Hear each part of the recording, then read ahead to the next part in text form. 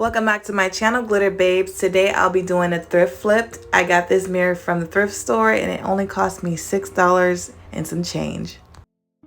I will first be covering the mirror with this poster board and tape so that the spray paint won't get on the mirror. And I would normally use masking tape, but I didn't have any, so I'm using duct tape today. After the mirror was covered, I spray painted the frame black. And I'm going to be applying this Great Stuff foam on top. Now I'm applying tape where I would like my design to stop. I started off applying the Great Stuff slowly, especially at the tip of the tape, because I wanted it to have a nice line there.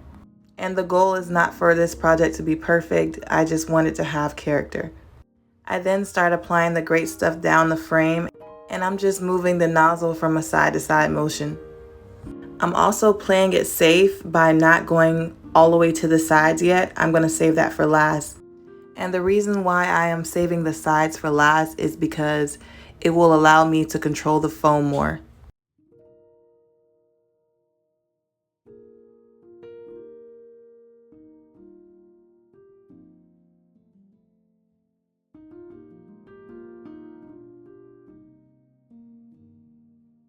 I waited till the foam got halfway dry and I pushed the sides down.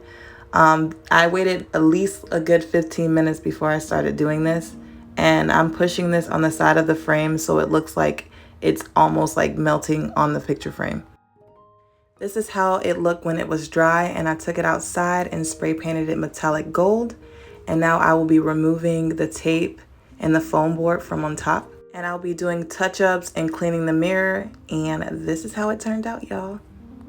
This mirror is so pretty and it was so easy to do. I want you guys to try this. Like, please try this. It is so simple but beautiful.